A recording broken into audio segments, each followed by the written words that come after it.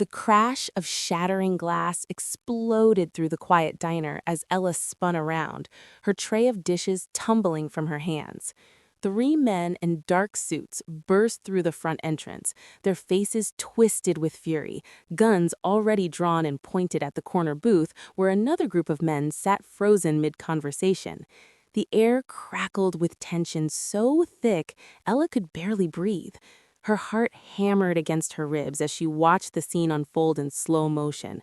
The way the suited men's fingers tightened on their triggers, the way customers screamed and dove under tables, the way the man in the corner booth, the one with the sharp jawline and cold gray eyes, remained perfectly still, his hand hovering near the elegant white cat perched on the seat beside him. Ella's instincts screamed at her to run, to hide, to do anything except stand there like a deer in headlights. But her feet wouldn't move. She'd been working at Mario's Family Diner for 3 years, ever since she'd fled her past and landed in this small town on the outskirts of nowhere, and never once had anything like this happened. This was supposed to be her safe place, her refuge from the chaos she'd left behind. But now, watching these armed men advance on the corner booth, she realized nowhere was truly safe. The man in the corner booth, the one everyone in the diner had been whispering about since he'd arrived 2 hours ago, didn't flinch. Vincenzo, she'd heard one of his companions call him, he wore his expensive charcoal suit like armor, and there was something predatory in the way he assessed the situation, his eyes calculating every angle, every escape route, every potential threat. His companions, 4 other men in similarly tailored suits, had gone rigid, their hands moving toward concealed weapons, but Vincenzo raised one hand in a subtle gesture that froze them in place. Vincenzo Moretti, the lead gunman, spat, his voice dripping with venom. "You thought you could just walk into our territory and conduct your business like you own the place. Tony sends his regards." Ella's blood ran cold. She didn't know who Tony was, but she knew the name Moretti. Everyone in their world knew that name. The Moretti family wasn't just connected to organized crime, they were organized crime, at least in this part of the country. And here she was, trapped in a diner about to become a crime scene, watching the infamous Mafia boss face down what looked like certain death. Vincenzo's lips curved into something that might have been a smile if it had reached his eyes. "Tony should learn to make appointments," he said, his voice smooth as silk and twice as dangerous. "Breaking and entering is so uncivilized." The white cat beside him shifted, its luminous green eyes tracking every movement in the room with an intelligence that seemed almost human. Ella had noticed the cat earlier. Impossible not to, really. It was stunning, with fur like fresh snow and eyes that seemed to pierce straight through to your soul. Vincenzo had been stroking it absently while conducting his meeting, and the animal had seemed content to lounge beside him, purring softly. But now, as the tension mounted and violence hung in the air like a storm about to break, the cat's demeanor changed. Its ears flattened against its skull, its pupils dilated, and it made a low, guttural sound that was more warning than meow. That's when it happened. The cat's head swiveled toward Ella, those green eyes locking onto hers with such intensity she actually took a step back. Then, in a movement so deliberate it couldn't be mistaken for anything else, the cat extended one perfect white paw toward the kitchen door, toward the back exit that Ella used every night when her shift ended.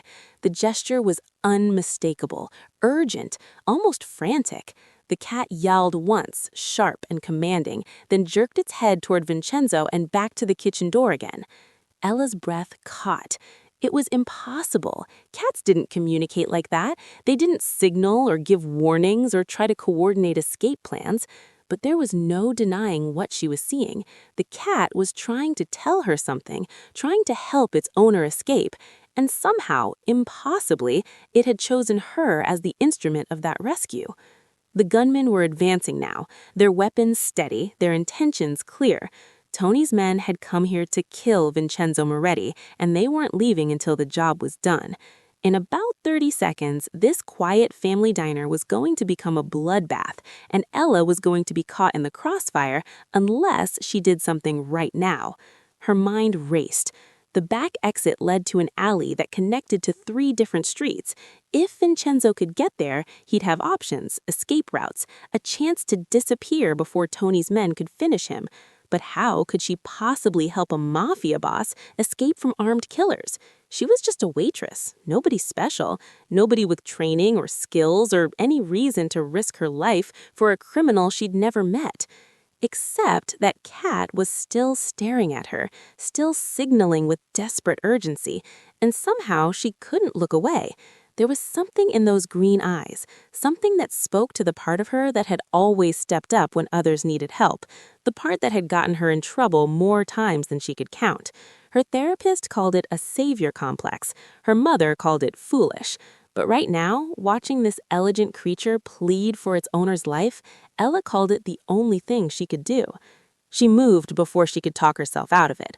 "Wait!" The word burst from her lips as she lunged forward, deliberately stumbling and crashing into the nearest gunman. Hot coffee from a nearby table splashed across his chest, and he howled in pain and surprise, his gun swinging wildly. His companions turned instinctively toward the commotion, their attention diverted for just a second. But a second was all Vincenzo needed. Ella met his eyes across the chaos, and understanding flashed between them like lightning. She jerked her head toward the kitchen, mimicking the cat's earlier gesture, and Vincenzo moved with a fluid grace that belied his size. He scooped the white cat into his arms with one hand, while his other hand grabbed something from under the table, probably a weapon, and he was sliding out of the booth, his men forming a protective barrier as they backed up toward the kitchen. "The back door!" Ella shouted, running ahead of them, shoving through the swinging kitchen doors. Behind her, she heard shouts and the sickening crack of gunfire. Mario, the owner, was crouched behind the industrial stove, his face pale with terror. "Stay down!" Ella yelled at him as she sprinted toward the rear exit, Vincenzo and his men thundering behind her. She slammed the back door open and cool night air rushed in. The alley stretched before them, dimly lit by a single flickering street lamp. "Left goes to Morrison Street," she gasped, pointing. "Right connects to the shopping district. More cameras, more witnesses. Straight ahead is the old factory. Lots of places to hide." Vincenzo paused for just a heartbeat, and in that moment Ella saw something shift in his eyes. Surprise, reassessment, and something else she couldn't quite name. The white cat in his arms purred loudly, pressing its head against his chest as if to say, "I told you she would help us." "Thank you," Vincenzo said, his voice low and urgent. Then he was moving, his men flanking him as they disappeared into the shadows of the alley, heading for the factory and whatever escape route lay beyond.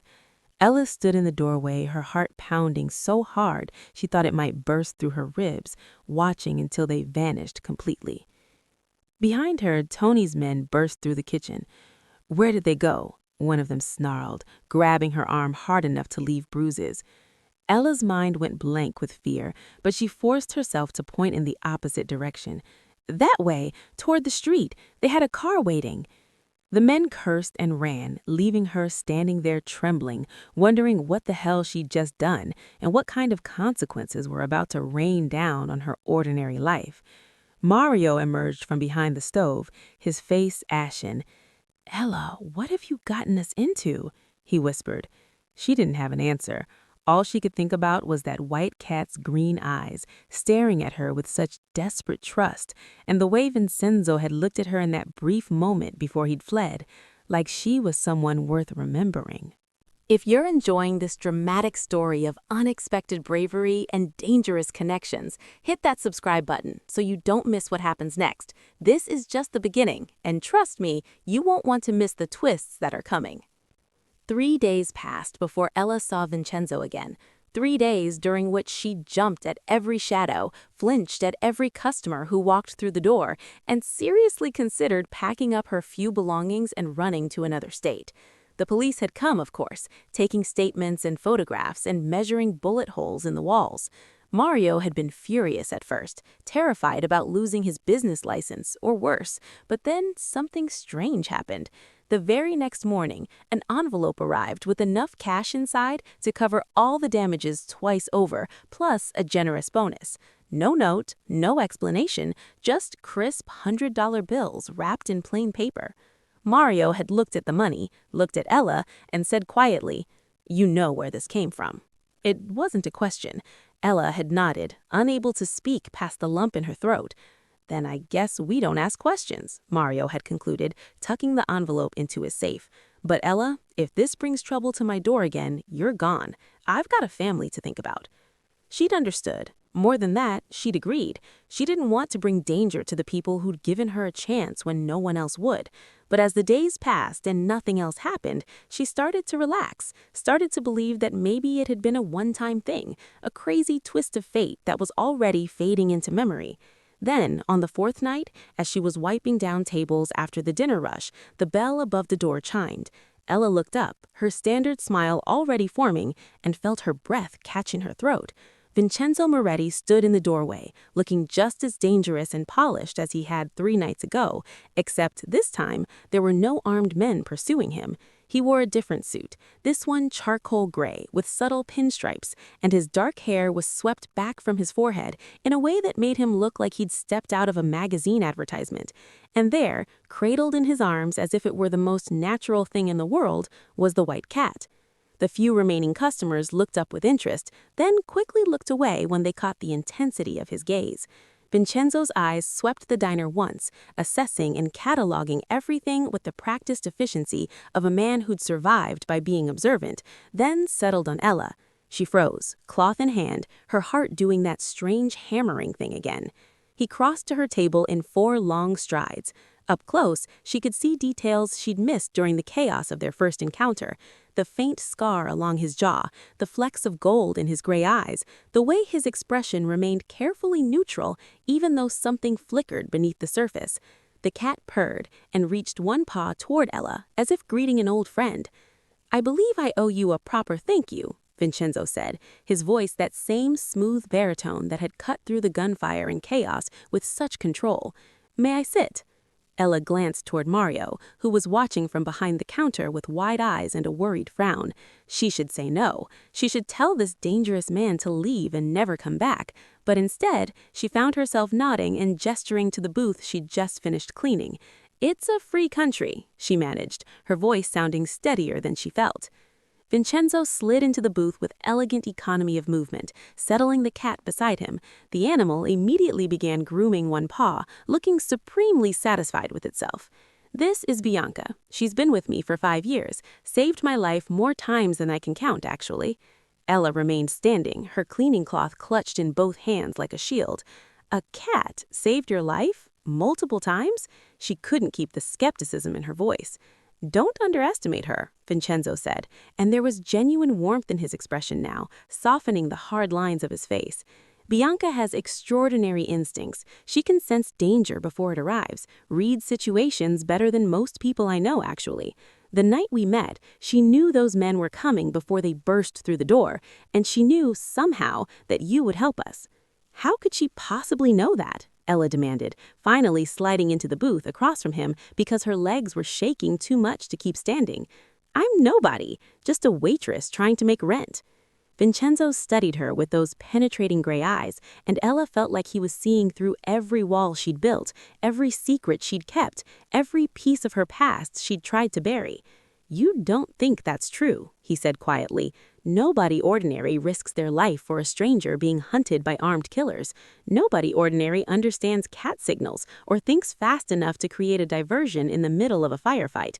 You're many things, Ella. And yes, I know your name. I make it my business to know who saves my life, but ordinary isn't one of them." Her name on his lips sent an unexpected shiver down her spine. "You shouldn't be here," she said, keeping her voice low so the other customers wouldn't hear. "Those men, Tony's men, they could come back." "They won't." Vincenzo's voice held absolute certainty. "Tony and I have reached an understanding. His men were acting outside his orders, trying to make names for themselves by taking in a rival. Tony was quite apologetic when I explained how his insubordinate soldiers had endangered innocent civilians. The way he explained made Ella's blood run cold. She didn't want to know what Vincenzo's explanations looked like. So, I'm safe? Mario's safe? The diner? She needed to hear him say it. "You're safe," Vincenzo confirmed. "I have my word, and in my world, that means something. No one will touch you or this place. In fact, you're under my protection now. Anyone who even thinks about causing you trouble will answer to me personally." Ella didn't know whether to feel relieved or terrified. Protection from a mafia boss was both a shield and a chain. "I don't want protection. I don't want anything to do with your world." "Too late." Vincenzo's smile was rueful. "The moment you helped me escape, you became part of it. But I'm not here to threaten you or drag you deeper into things you want to avoid. I'm here because I owe you a debt, and I always pay my debts. What do you want, Ella? Name it, and it's yours." The question caught her off guard. What did she want? For 3 years, she'd wanted nothing but to be left alone, to hide from her past and live a quiet, unremarkable life. But now, sitting across from this dangerous, compelling man with his impossible cat, she found herself wanting something different, something she couldn't even name. "I want you to tell me about Bianca," she said finally. "How does a cat learn to signal like that? It's impossible." Vincenzo's eyebrows rose in surprise. Then he laughed, a real laugh that transformed his entire face and made him look younger, less burdened. "Of all the things you could ask for, money, property, favors, you want to know about my cat?" "Call it curiosity," Ella said, and despite everything, she felt her lips curve into a small smile. "Besides, I figure any cat smart enough to coordinate a rescue operation deserves some recognition." Bianca meowed as if in agreement, and both humans glanced at her. The cat's green eyes sparkled with what could only be described as smugness. Vincenzo shook his head, still smiling. "I found her 5 years ago in an alley, barely more than a kitten, half-starved and injured. She'd been in a fight, some dog probably, and her hind leg was broken. Most people would have walked past, but something made me stop. Maybe it was the way she looked at me, like she was daring me to leave her there." He paused, stroking Bianca's fur with surprising gentleness. "I took her to a vet, paid for surgery, kept her while she healed.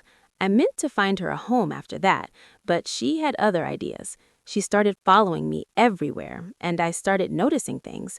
She'd meow right before my phone rang with bad news. She'd hiss at people who turned out to be untrustworthy. She'd refuse to let me leave the house on mornings when trouble was waiting. At first, I thought it was coincidence, but it kept happening. Bianca knows things." Ella found herself leaning forward, caught up in the story despite her better judgment. "So you think she's psychic?" she asked. "I think she's extraordinary," said Vincenzo simply. "Whether that's some kind of sixth sense or just incredibly well-honed instincts, I don't know and I don't care.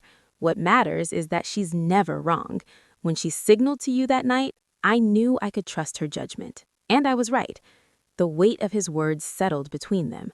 Bianca had chosen Ella, trusted her, believed she would help. And Ella had proven that trust wasn't misplaced. "She's amazing," Ella admitted quietly. "I've never seen anything like her." "She likes you," Vincenzo observed. "That's rare. Bianca doesn't warm up to most people." As if to prove his point, the cat stood, stretched luxuriously, and patted across the table to bump her head against Ella's hand. Without thinking, Ella began scratching behind Bianca's ears, and the purr that erupted was so loud it made her laugh. "Traitor," Vincenzo muttered to his cat, but his eyes were soft with affection. Then, to Ella, "Have dinner with me." The request threw her completely. "What?" "Dinner, tomorrow night. I know a place, quiet, private, good food. Let me thank you properly for saving my life." He said it casually, as if he was a notorious mafia boss asking out a waitress who'd witnessed him fleeing from assassins. Ella's first instinct was to refuse. Everything about this was a terrible idea. But then she looked at Bianca, still purring under her hand, and remembered the desperate trust in those green eyes 4 nights ago. She looked at Vincenzo, at the unexpected vulnerability hiding beneath his dangerous exterior, and felt something shift inside her chest. "One dinner," she heard herself say, "but Bianca has to come too." Vincenzo's smile was dazzling. "Deal! I'll pick you up at 7. He stood, scooping Bianca into his arms. The cat gave Ella one last long look, her green eyes gleaming with what could only be described as smugness. Vincenzo shook his head, still smiling. "Until tomorrow, Ella." He watched him leave, her heart racing, her mind spinning with questions and doubts, and a flutter of something that felt dangerously like anticipation. Behind the counter, Mario cleared his throat. "Please tell me you didn't just agree to go on a date with a mafia boss." Ella turned to face him, and despite everything, the danger, the impossibility, the sheer insanity of what she'd just done, she couldn't stop the smile spreading across her face. "I think I did. God help me, I really think I did." Want to see how this dinner date changes both their lives forever? Drop a comment below telling me what you think Vincenzo's real intentions are: protection, gratitude, or something more. And don't forget to like this video if you're invested in Ella and Vincenzo's story. The next evening arrived far too quickly. Ella had spent most of the day second-guessing her decision, changing outfits 6 times and trying to convince herself she could still back out. But at 6:45, as she stood in her tiny apartment bathroom applying the 3rd attempt at mascara, she knew she was going through with it. The truth was, she was curious, not just about Vincenzo and his mysterious life, but about this strange connection that had formed between them in those desperate moments of danger. And she couldn't deny the flutter in her stomach when she thought about seeing him again. When the knock came at her door at exactly 7 o'clock, Ella took one last look at herself in the mirror. She'd settled on a simple navy dress that Mariel's wife had helped her pick out during an emergency shopping trip that afternoon. "Nothing too fancy," Maria had advised, "but nice enough to show you're taking this seriously. And for God's sake, Ella, wear the heels. Trust me on this." So Ella wore the heels, even though they made her 3 inches taller and slightly unsteady, and hoped she wouldn't trip and embarrass herself. She opened the door, and whatever greeting she'd prepared died on her lips. Vincenzo stood in the hallway looking like he'd stepped out of a dream. Dark suit perfectly tailored, white shirt open at the collar, and in his arms, Bianca wore a small jeweled collar that caught the light and spackled. But it was Vincenzo's expression that stole Ella's breath. He was staring at her with an intensity that made her feel like the most beautiful woman in the world. "You look stunning," he said, his voice rougher than usual. Bianca meowed in agreement, and Ella felt heat rise in her cheeks.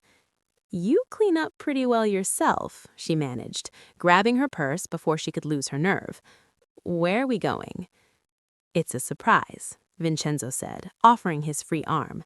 She took it, feeling the solid warmth of him beneath the expensive fabric, and let him guide her down to the street where a sleek black car waited. The driver, a massive man who looked like he could bench press a truck, opened the door without comment. Ella slid into the leather interior, and Vincenzo followed, settling Bianca on the seat between them. They drove in comfortable silence through the city streets, and Ella found herself watching the lights blur past, acutely aware of Vincenzo's presence beside her. Bianca had curled up and was purring contentedly, occasionally opening one green eye to check on her humans. After about 20 minutes, the car pulled up to a building Ella recognized, one of the most exclusive restaurants in the city, the kind of place that required reservations months in advance and cost more for one meal than she made in a week. "Vincenzo, I can't. This is too much," she started to protest, but he was already out of the car, offering his hand to help her. Bianca leapt down gracefully and waited by the restaurant's entrance as if she owned the place. "Tonight, there are no limits," Vincenzo said firmly. "You saved my life, Ella. The least I can do is buy you a good meal." He led her inside, and Ella had the surreal experience of watching hardened waiters and sommeliers smile at the sight of Bianca, like having a cat in a 5-star restaurant was perfectly normal.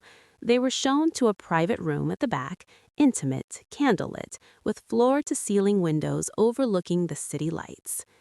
Bianca immediately jumped onto the wide windowsill and settled in, her white fur glowing in the soft light. Vincenzo pulled out Ella's chair with old-fashioned courtesy, then took the seat across from her. A waiter appeared with menus and wine, but Vincenzo waved them away. "We'll have the chef's tasting menu, and bring a selection of your best vintages.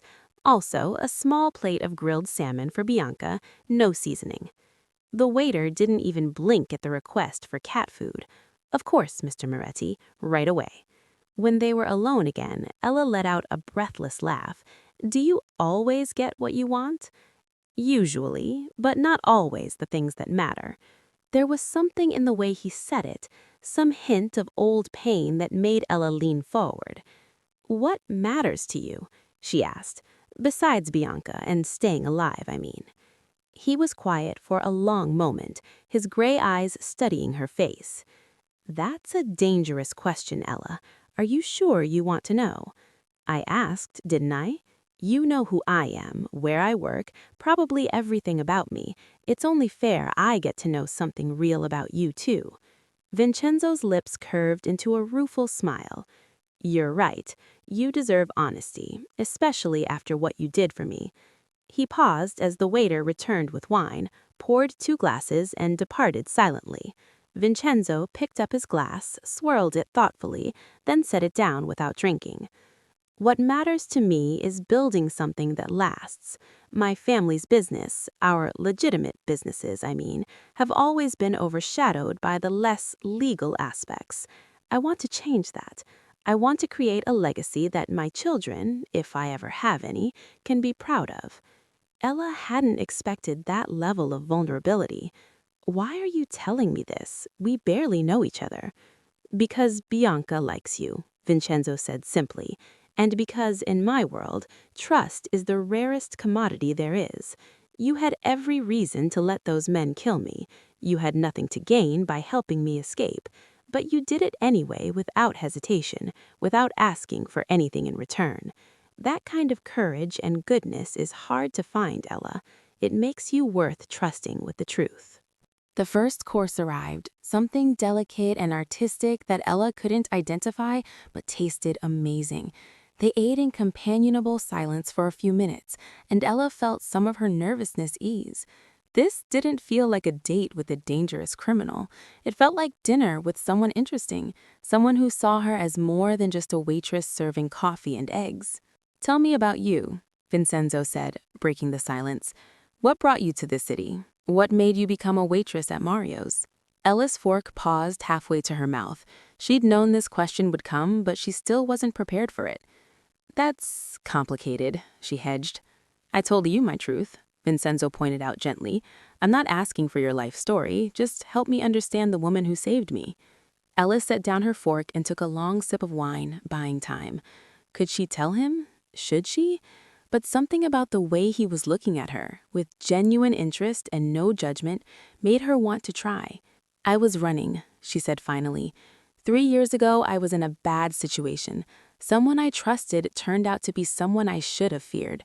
When I finally got away from him, I ran as far as I could and ended up here. Mario gave me a job when I had nothing but the clothes on my back and a fake ID. He never asked questions, just gave me a chance. That's why I was so scared about bringing danger to his door." Vincenzo's expression had gone very still. "The man you were running from, does he still pose a threat?" "I don't know," Ella admitted. "I haven't heard from him in 3 years. Maybe he moved on, maybe he forgot about me, or maybe he's still looking." She tried to keep her voice steady, but she heard the tremor anyway. Vincenzo reached across the table and covered her hand with his. His touch was warm, solid, reassuring. "What's his name?" The question was casual, but there was steel underneath. "Why?" Ella asked, even though she suspected she knew the answer. "Because I meant what I said about protection. If there's someone out there who might hurt you, I want to know about it. I can make sure he never finds you, never touches you again." Vincenzo's eyes had gone cold, and Ella caught a glimpse of the ruthless man who'd built an empire through force and fear. "I don't want violence on my behalf," she said firmly. "I ran to get away from that life, Vincenzo. I won't become part of that world again." His expression softened immediately. I'm not asking you to, but protection doesn't always mean violence. It can be information, resources, making sure you're safe without you ever knowing the details. Let me do this for you, Ella. You saved my life. Let me help keep you safe. They stared at each other across the candlelit table, the air thick with unspoken words and growing tension that had nothing to do with danger and everything to do with the connection building between them. Finally, Ella pulled her hand back, breaking the spell. His name was Marcus Chen. He was a stockbroker, or so he claimed. Turned out he was running a Ponzi scheme and using me as cover. When I found out and tried to leave, he got violent. I managed to escape, but he swore he'd find me. That's all I'm telling you. Vincenzo nodded, his expression giving nothing away, but Ella knew he was filing that information away for later. The meal continued, course after beautiful course, and gradually the conversation shifted to lighter topics. Vincenzo told her stories about growing up in a family where loyalty was everything and weakness was death. Ella shared memories of her childhood before everything had gone wrong, the simple happiness of a life lived in sunshine instead of shadows. And through it all, Bianca watched from her windowsill perch, her green eyes gleaming with satisfaction. By the time dessert arrived, a chocolate creation that looked too beautiful to eat, Ella had almost forgotten that she was having dinner with one of the most dangerous men in the city.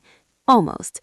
Because even as they laughed and talked and shared intimate details about their lives, there was always that undercurrent of danger, that reminder that Vincenzo's world operated by different rules than the one she'd tried to build for herself.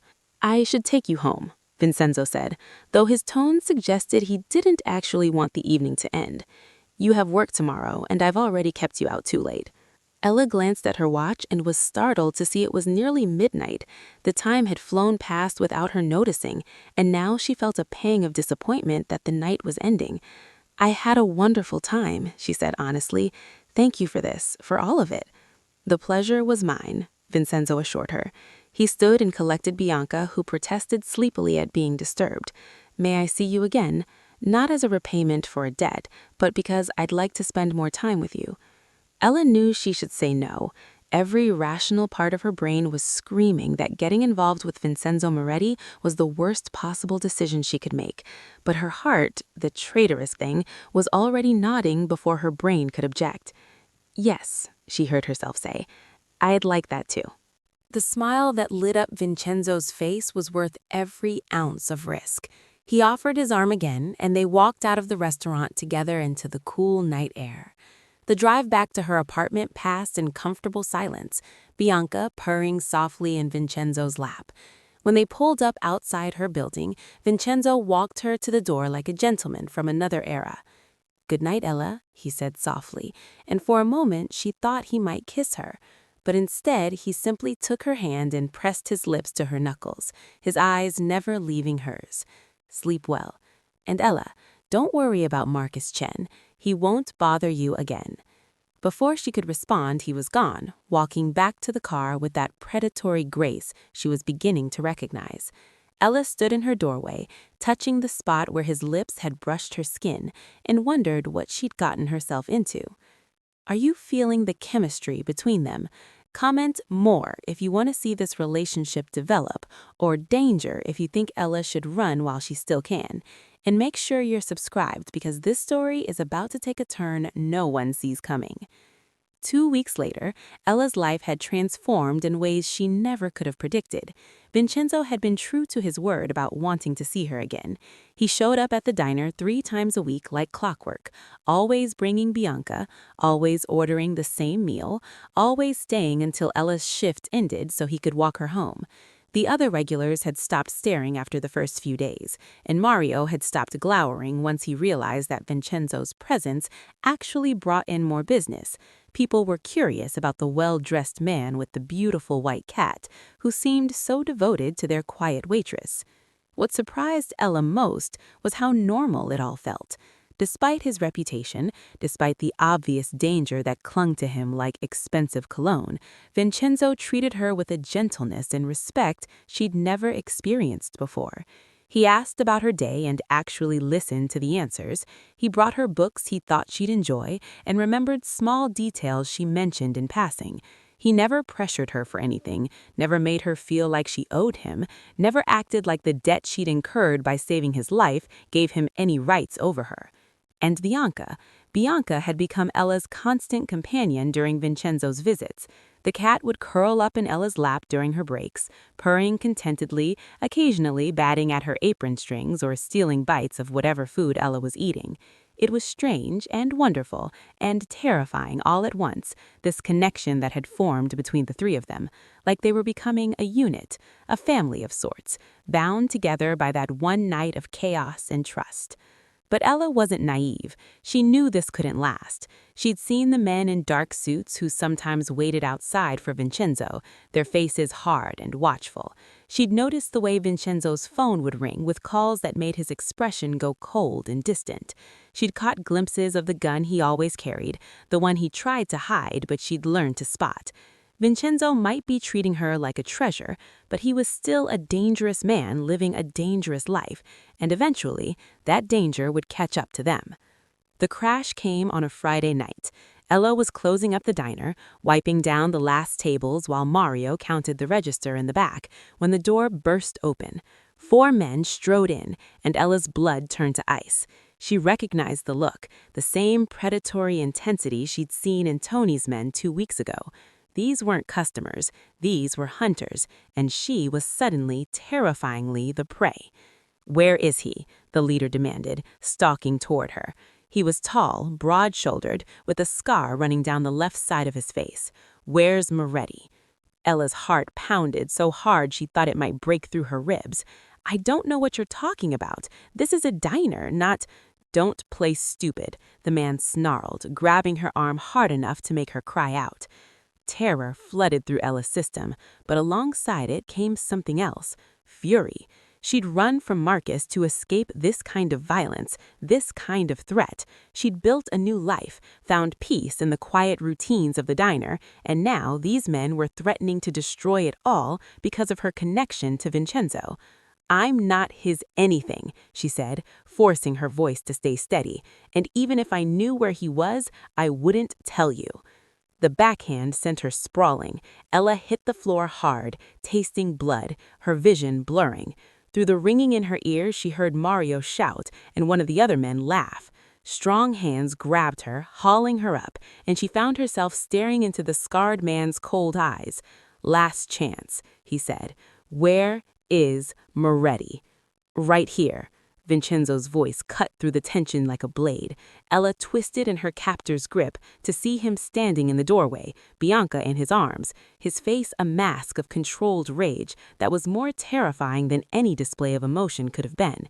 Behind him, 4 of his own men spread out, weapons drawn but not yet raised. "Let her go, Santino." The scarred man, Santino, laughed. "There you are. We were starting to think you'd gone soft, Moretti. But here you come running the moment we touch your little waitress. That's a weakness, you know.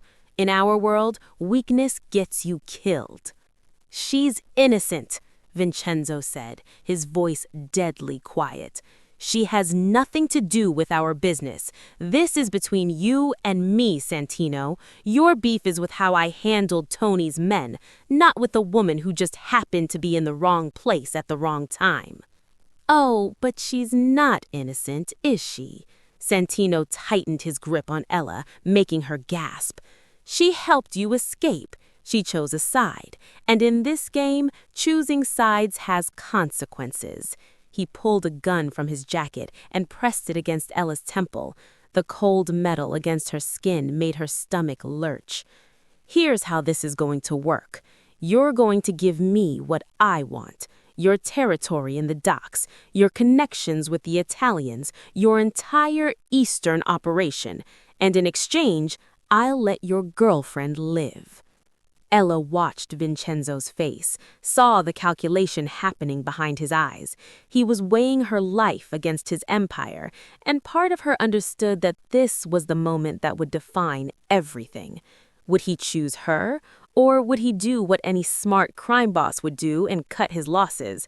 She wanted to tell him it was okay, that she understood, that he should let her go and save himself, but the words wouldn't come. Then Bianca moved. The white cat had been still as stone in Vincenzo's arms, but now she launched herself with a yowl that sounded almost human. She flew through the air like a missile, claws extended, and landed directly on Santino's face. The man screamed and jerked backward, the gun firing wildly as he tried to tear the cat off. The bullet went wide, shattering a window, and Ella felt the grip on her arm loosen. She didn't think. She just moved, dropping to the floor as Vincenzo's men opened fire.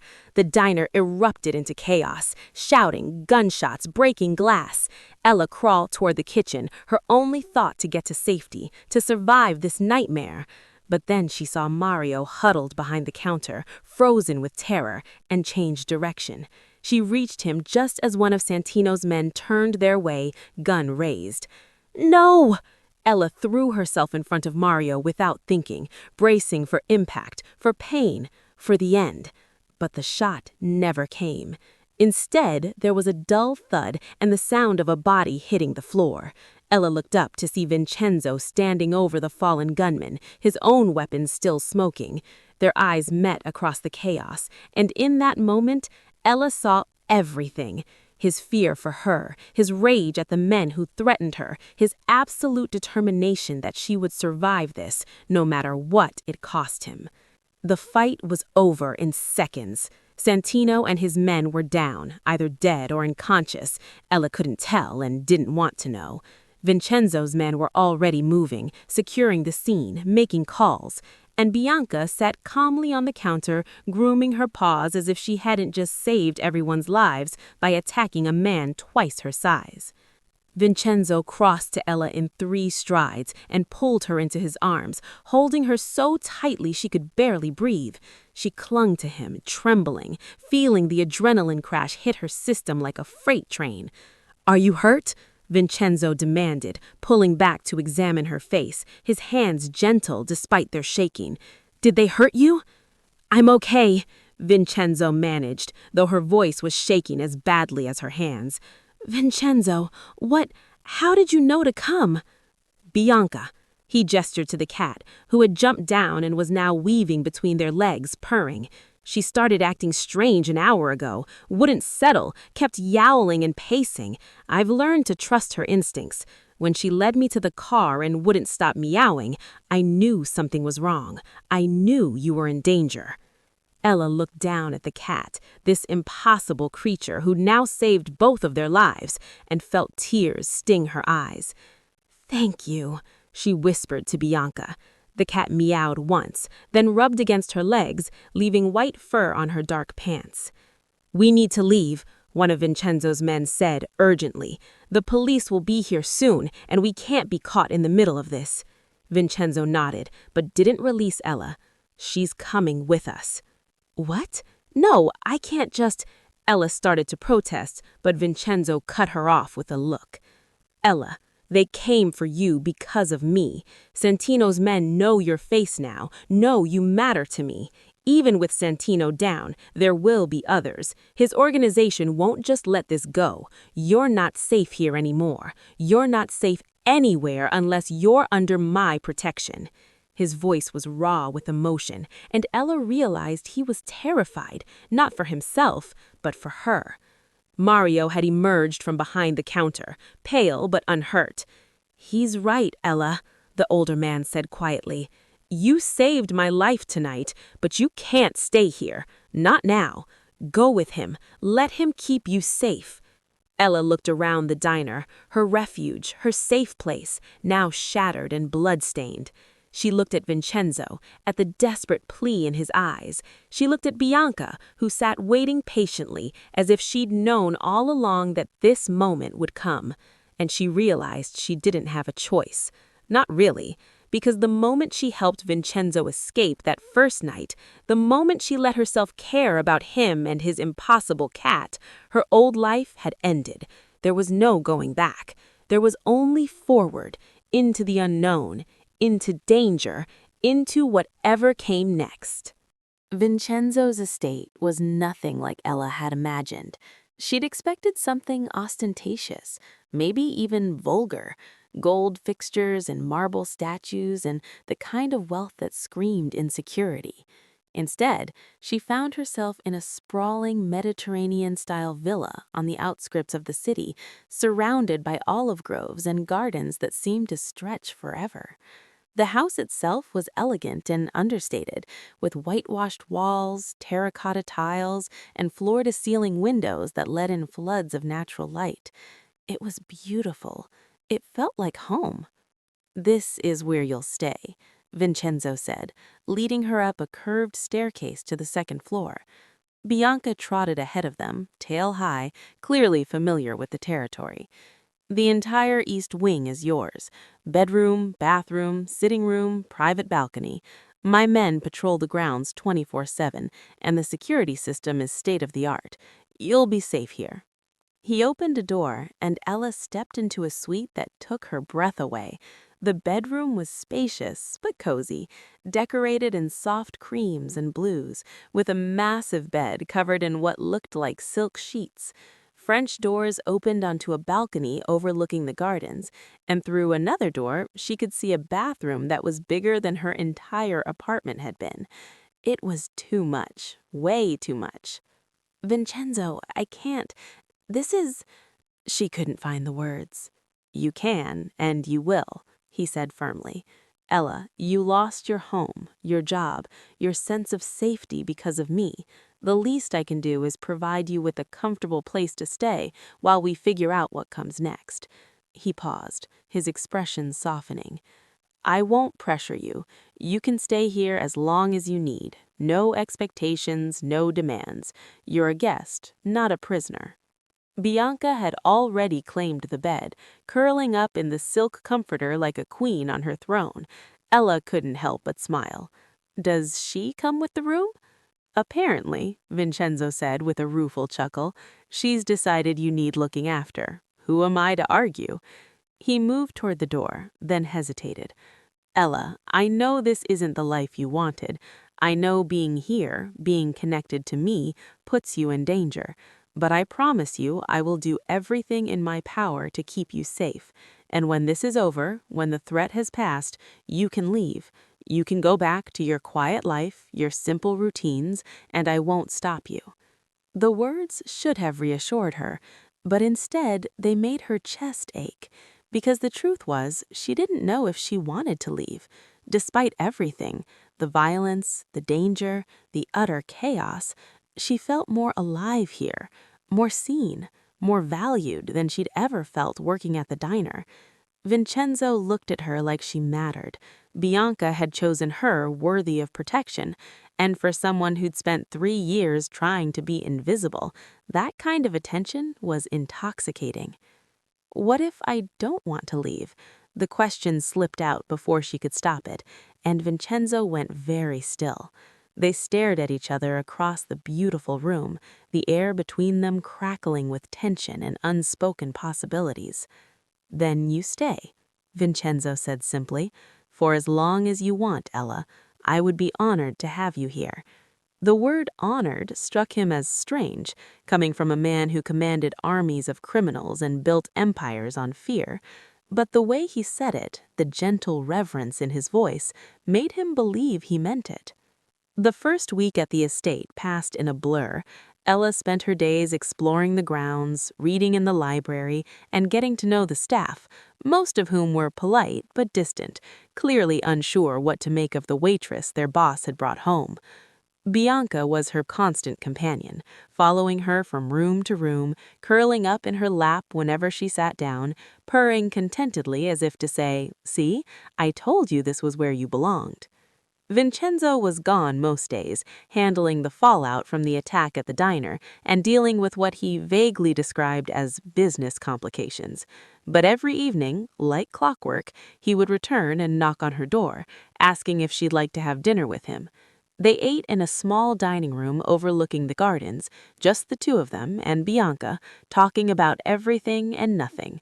He told her about his childhood, growing up as the heir to a criminal empire he hadn't chosen.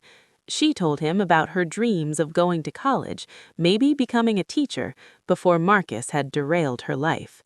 They shared stories and laughter and comfortable silences, and with each passing day, Ella felt the walls around her heart crumbling. On the 8th night, as the sun set in brilliant oranges and pinks beyond the windows, Vincenzo reached across the table and took her hand. His expression was serious, almost troubled, and she felt her heart skip. "What is it?" she asked, trying to keep the anxiety from her voice. "I had my people look into Marcus Chen, the man you were running from." Vincenzo's thumb traced circles on her palm, a gesture that was both comforting and possessive. "He's dead, Ella. Has been for 2 years. Heart attack, completely natural causes. He never even knew where you'd gone. You were free, and you didn't even know it." The words hit her like a physical blow. Marcus was dead. Had been for a year before she'd even met Vincenzo. All this time, all these months of jumping at shadows and sleeping with one eye open, and the monster she'd been running from had been gone. She should have felt relief, joy, liberation.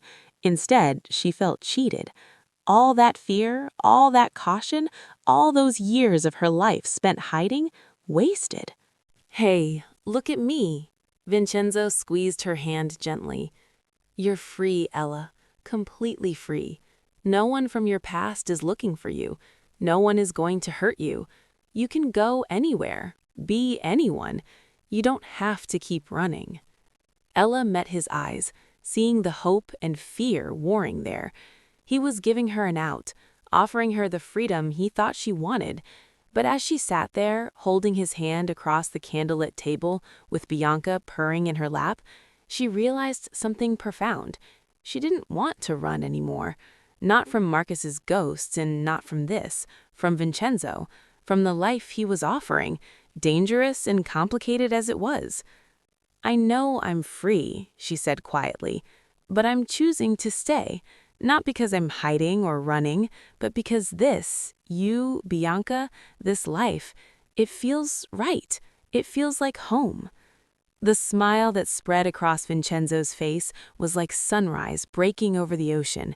He stood, pulling her up with him, and suddenly they were standing very close, close enough that she could feel the warmth radiating from his body. "Ella," he breathed, his hand coming up to cup her cheek. "I was hoping you'd say that, because I've fallen for you, completely, irrevocably. You walked into my life in the middle of chaos and showed me what it means to be brave, to be good, to be worthy of something more than the life I was living. I love you." Her breath caught.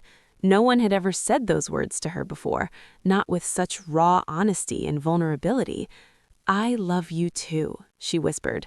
And then his lips were on hers, and she was drowning in sensation, the taste of wine and chocolate, the solid strength of his arms around her, the desperate tenderness of a kiss that felt like a promise and a prayer all at once.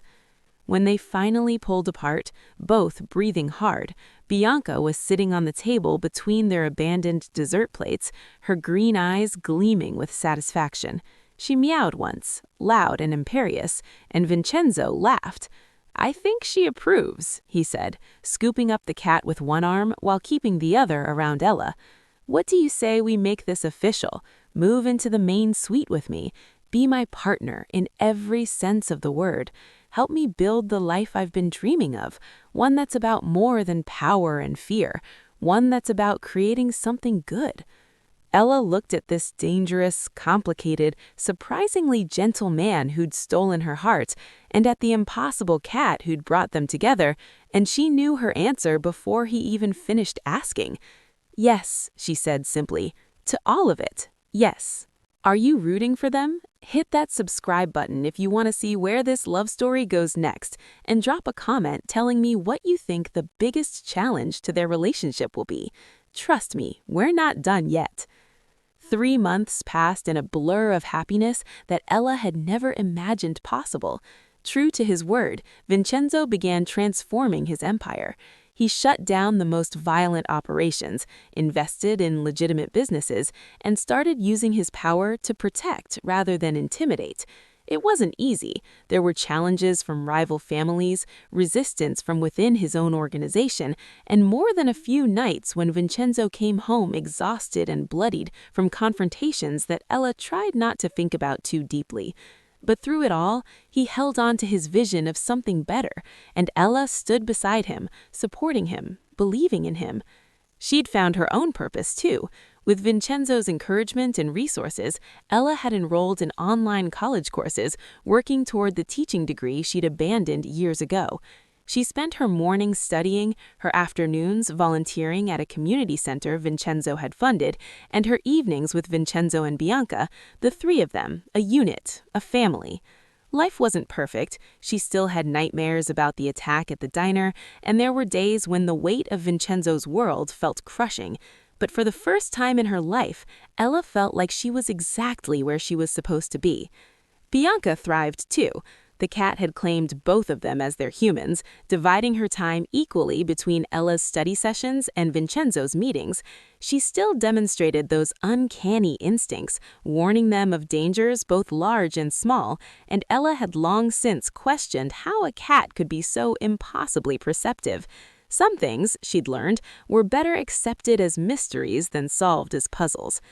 On a crisp autumn evening, as golden leaves drifted past the windows and the smell of dinner cooking from the kitchen, Vincenzo led Ella out onto the balcony overlooking the gardens.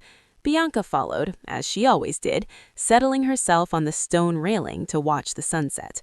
The sky was painted in shades of amber and rose, and the air held that particular quality of magic that autumn evenings sometimes have. "I have something for you," Vincenzo said, pulling a small velvet box from his pocket. Ella's heart skipped as he opened it to reveal a ring. Not ostentatious, not gaudy, but perfect. A simple platinum band with a single emerald that exactly matched Bianca's eyes. "Ella, I saved your life twice. First, by helping me escape in that diner. Second, by showing me what life could be if I chose differently, if I built something worth having instead of just taking what I wanted through force. I built something worth having instead of just taking what I wanted through force. I wanted to, for the first time, have real life. Marry me. Be my partner, my conscience, my home. Help me finish building this new life and let me spend the rest of my days making you happy." Tears blurred Ella's vision, but she was smiling, nodding, laughing through the emotion. "Yes," she managed. "Yes, Vincenzo, I'll marry you." He slipped the ring onto her finger, a perfect fit, because of course he'd gotten her size right, and pulled her into his arms. They kissed as the sun set, bathed in golden light, while Bianca purred so loudly they could hear her over the rustling of leaves. "Thank you," Ella whispered against his lips. "For seeing me, for choosing me, for letting me be part of your transformation." "Thank you," Vincenzo countered, "for being brave enough to trust a cat's signal and save a stranger's life, for having the courage to stay when you could have run, for believing I could be more than what I was." He glanced at Bianca, who was watching them with those knowing green eyes. "And thank you, Bianca, for having better judgment than either of us and bringing us together." The cat meowed once, sounding supremely satisfied, and Ella laughed. They stood there together as darkness fell, the three of them bound by love and trust, and one impossible night when a signal from a cat had changed everything. The future stretched before them, uncertain and challenging, but no longer frightening, because they would face it together.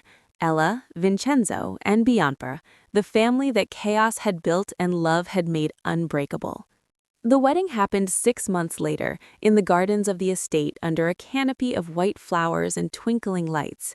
It was small, just close friends and family, people who knew Vincenzo's history and accepted it, who saw the man he was becoming rather than the man he'd been. Mario and his wife came, bringing the entire diner staff, and they toasted Ella's happiness with tears in their eyes. Vincenzo's legitimate business associates came, impressed by his transformation and eager to be part of his new ventures.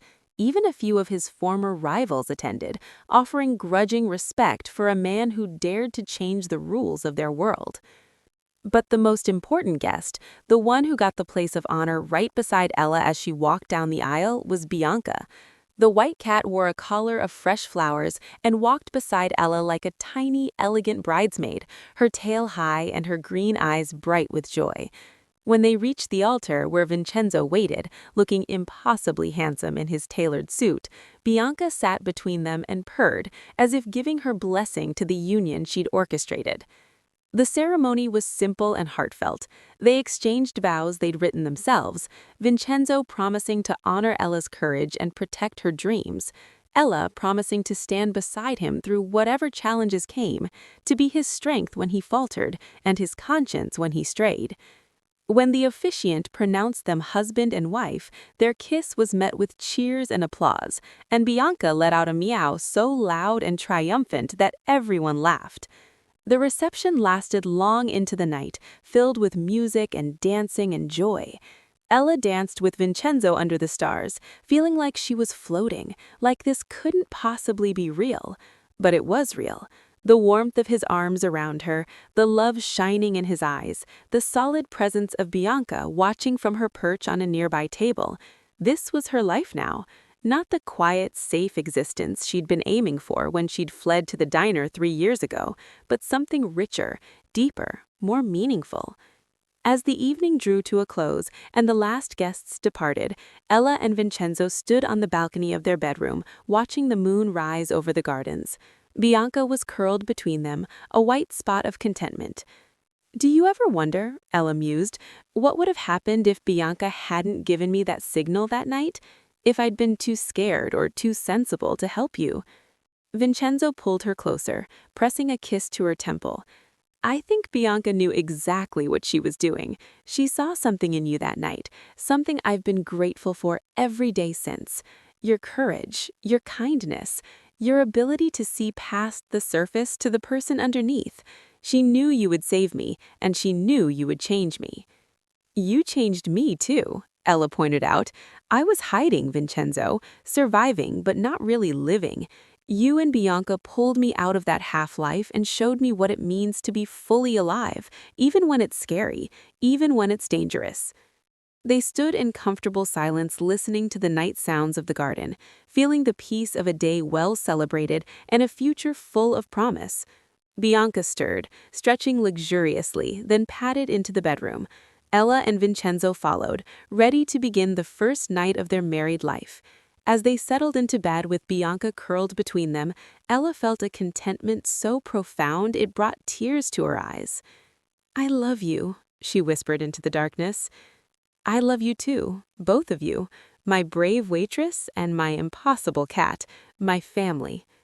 Bianca purred in agreement, and they all drifted off to sleep, safe in the knowledge that whatever came next, they would face it together. If this love story touched your heart, show it some love with a like and subscribe for more emotional tales of unexpected romance and transformation. Comment below if you believe in second chances and the power of choosing love even when it's complicated. And remember, sometimes the bravest thing we can do is trust in an impossible signal and take a chance on something that changes everything. 2 years later, Ella stood in the nursery they'd prepared in the west wing of the villa, cradling their daughter in her arms. The baby was barely a month old, with her father's gray eyes and her mother's gentle smile, and she was already the center of their universe. Vincenzo appeared in the doorway, still in his business suit, his tie loosened and his face tired but happy. "How are my girls?" he asked softly, crossing to wrap his arms around them both. "We're perfect," Ella assured him, "though I think Bianca is getting jealous of all the attention the baby is getting." As if to prove her wrong, Bianca jumped down from the windowsill and rubbed against their legs, purring. Vincenzo laughed and scooped up the cat with his free hand, and for a moment they stood there, husband, wife, baby, and cat, a family that defied all logic and probability, but worked perfectly nonetheless. "What should we name her?" Vincenzo asked, gazing down at his daughter with absolute adoration. They'd been debating names for weeks, but hadn't settled on anything that felt right. Ella looked down at the tiny face, at those gray eyes so like Vincenzo's, at the peaceful expression of a child who knew she was loved and safe. Then she looked at Bianca, at the cat who'd started this whole chain of events with one impossible signal on one chaotic night. "Grace," she said suddenly. Let's call her Grace, because that's what saved us all. Grace in the middle of chaos, grace that brought us together, grace that gave us a second chance. Vincenzo's eyes grew bright with unshed tears. Grace, he repeated, testing the name. Grace Moretti. It's perfect. He kissed Ella softly, then pressed his lips to their daughter's forehead. Welcome to the family, Grace. You're going to have the most interesting childhood, with the bravest mother, the most reformed father, and the wisest cat anyone could ask for. Bianca meowed as if in agreement, and they all laughed. Later, after Vincenzo had changed out of his suit and Grace was sleeping in her crib with Bianca curled protectively beside her, Ella and Vincenzo sat on their balcony watching the sunset, the same balcony where he'd proposed, where they'd shared so many conversations and dreams and moments of simple happiness. "Do you ever regret it?" Vincenzo asked quietly. "The life you could have had if you'd just let those men take me that night? The quiet, safe existence you were building?" Ella turned to face him, taking his hand. "Not even for a second. That life was safe, yes, but it was also empty. I was hiding, Vincenzo, from my past, from my fears, from any possibility of real connection or joy. You and Bianca didn't just give me safety.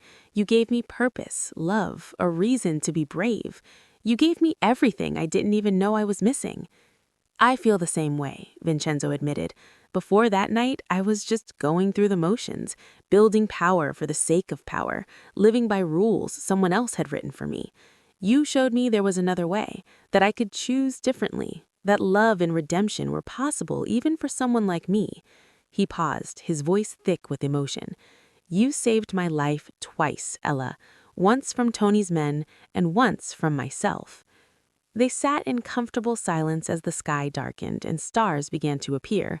From inside, they could hear Grace making soft baby sounds and Bianca's answering purr, the sounds of home, the sounds of family, the sounds of a life built not on fear or necessity, but on choice and love and courage.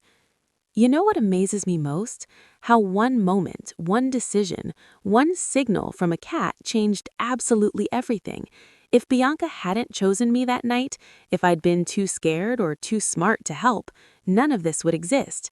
Grace wouldn't exist. This happiness wouldn't exist. "But she did choose you," Vincenzo pointed out, pulling Ella closer, "and you chose to be brave, and I chose to trust her judgment. Every choice led us here, to this moment, to this life we've built together.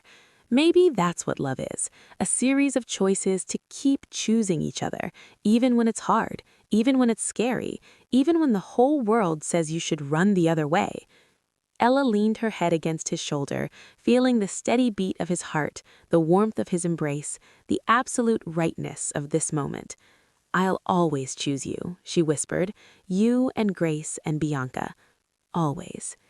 And I'll always choose you, my brave waitress, my wife, the mother of my child, the woman who saw past the monster everyone else saw and believed I could be something better."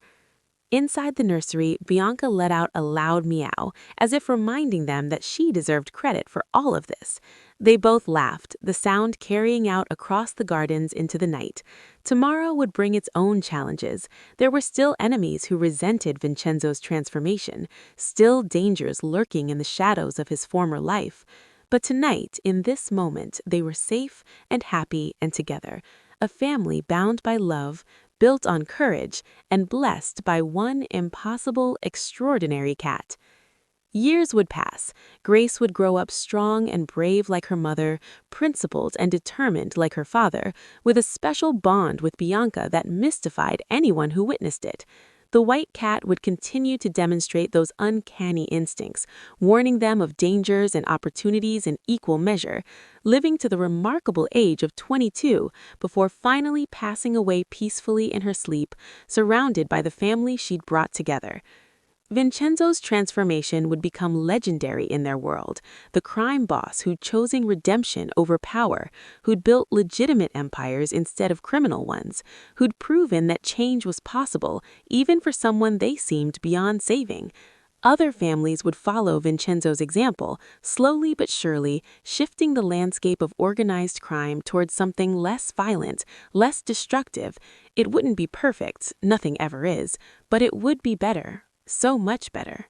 And Ella would eventually get her teaching degree, opening a school on the estate grounds that served underprivileged children from the surrounding neighborhoods. She would teach them not just math and reading, but courage and kindness and the importance of second chances. She would tell them, in age-appropriate ways, about the night she'd saved a stranger's life by trusting a cat's signal, and how that one moment of bravery had led to everything good in her life. But all of that was still to come. For now, on this perfect evening with their newborn daughter sleeping peacefully and the stars shining overhead, Ella and Vincenzo simply held each other and marveled at how far they'd come. From a chaotic night in a diner to a life filled with love and purpose. From strangers brought together by danger to partners building something beautiful. From a waitress and a mafia boss to a family bound by something stronger than blood or obligation. "Tell me again," Grace would ask years later when she was old enough to understand. "Tell me the story of how you and Daddy met." And Ella would smile and begin the tale the same way every time. Once upon a time, there was a brave white cat with green eyes who knew things no cat should know.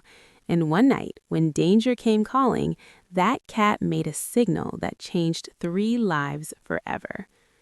Grace would listen with wide eyes, never tiring of the story, never questioning the impossible parts, because she'd grown up with Bianca, had seen firsthand the cat's extraordinary intelligence and instincts.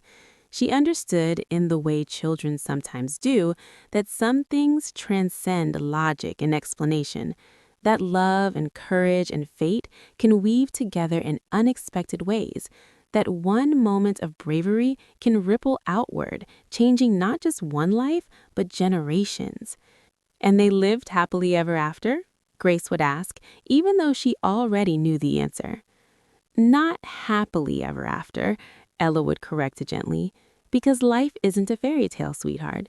There were challenges and struggles and moments of fear, but they lived bravely ever after. They chose each other every day, even when it was hard. They built something beautiful out of chaos, and they never forgot the lesson that Bianca taught them that first night, that sometimes trust and courage are all you need to transform your entire world." And that, in the end, was the truest magic of all.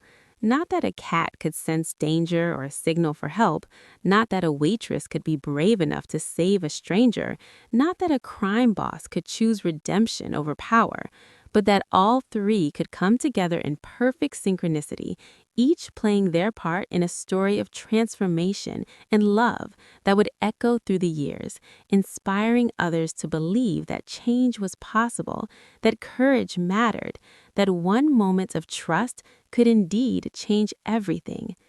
So if you're ever faced with an impossible choice, if you ever wonder whether to trust your instincts and be brave or play it safe and walk away, remember the waitress and the mafia boss and the signal that changed everything. Remember that courage isn't about not being afraid, it's about choosing to act despite the fear. Remember that the most extraordinary lives are built not on grand gestures, but on small moments of bravery, stacked one upon another until they form something beautiful and unbreakable. Remember that love, real transformative love, asks us to see past the surface, to believe in the possibility of redemption, to choose connection over safety. And remember that sometimes the most trustworthy guides are the ones who seem most unlikely.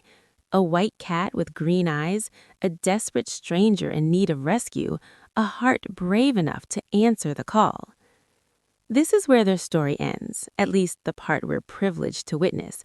But their life continues beyond these pages, filled with the ordinary magic of shared meals and quiet evenings, of watching their daughter grow, of building businesses and schools, and a legacy that has nothing to do with fear and everything to do with hope. They continue to choose each other day after day, year after year, proving that the signal Bianca gave that night wasn't just about physical rescue, it was about recognizing the potential for something extraordinary in the most unlikely of circumstances.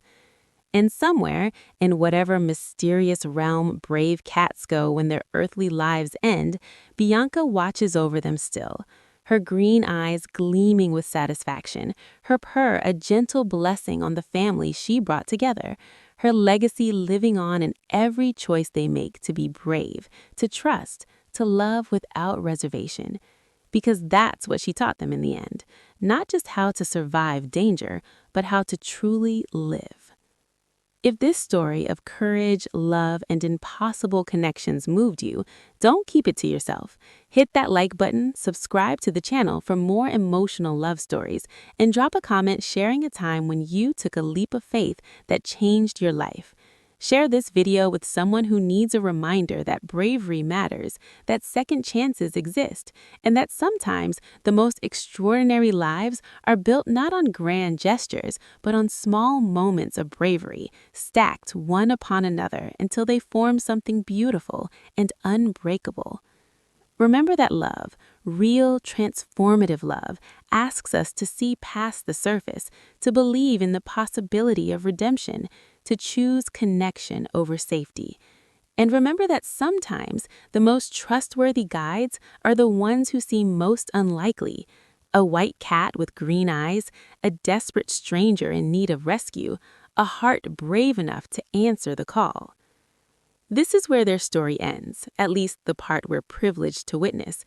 But their life continues beyond these pages, filled with the ordinary magic of shared meals and quiet evenings, of watching their daughter grow, of building businesses and schools, and a legacy that has nothing to do with fear and everything to do with hope.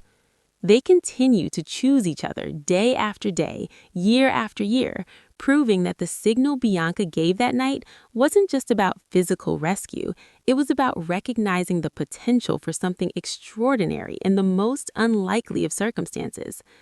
And somewhere, in whatever mysterious realm brave cats go when their earthly lives end, Bianca watches over them still, her green eyes gleaming with satisfaction, her purr a gentle blessing on the family she brought together, her legacy living on in every choice they make to be brave, to trust, to love without reservation. Because that's what she taught them in the end, not just how to survive danger, but how to truly live. If this story of courage, love, and impossible connections moved you, don't keep it to yourself. Hit that like button, subscribe to the channel for more emotional love stories, and drop a comment sharing a time when you took a leap of faith that changed your life. Share this video with someone who needs a reminder that bravery matters, that second chances exist, and that sometimes the most extraordinary transformations begin with a single moment of trust.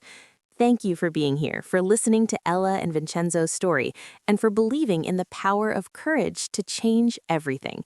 Until next time, remember, your moment to be brave might be just around the corner. Will you be ready to answer the call?